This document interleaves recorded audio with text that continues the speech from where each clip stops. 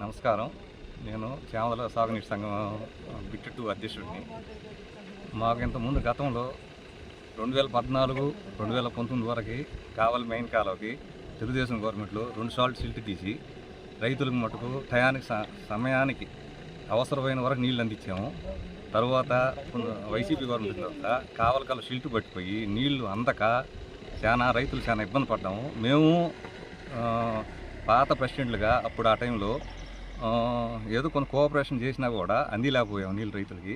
తర్వాత మళ్ళీ ఇప్పుడు గవర్నమెంట్ వచ్చిన తర్వాత మా ఉదయగిరి ఎమ్మెల్యే కాగల సురేష్ గారు, కావలి ఎమ్మెల్యే కావ్య కృష్ణారెడ్డి గారు వాళ్ళిద్దరు కృషి వల్ల కావలి కాలువ శుద్ధంగా సిల్ట్ తీసి చూస్తే బ్రహ్మాండంగా ఉంది. కావలి కాలువ నీట్గా ఉంది. ఇది ఇట్టి పరిస్థితుల్లో 3 సంవత్సరాల మటుకు ఏ ఇబ్బంది లేకుండా నీళ్ళు నడుస్తాయి. డ్యాములో మన దేవుడు కరుణించి కానీ డ్యాములో నీళ్ళు కానీ వస్తే 3 సంవత్సరాలు ప్రశాంత నీళ్ళు వస్తాయి. కానీ నేనేందంటే ఎస్విపిఎం ద్వారా మేము నీళ్ళు తీసుకోవాలి. నాది ఉదయగిరి పరిధి కొంత, కావలి పరిధి కొంత వస్తుంది. నా అదుపులో నేను ఎస్విపిఎం వాళ్ళతో, మధుబాపన్న వాళ్ళతో వాళ్ళ సలహాలు తీసుకుంటూ మాది టైలెండ్ నాది వాస్తవం నా ఆయకట్టంతాను.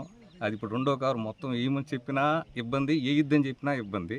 కానీ మేము కావాల్సినంత వరకు సహాయం చేసి నీళ్ళు నడిపేదానికి ప్రయత్నిస్తాను. అది ధన్యవాదాలు.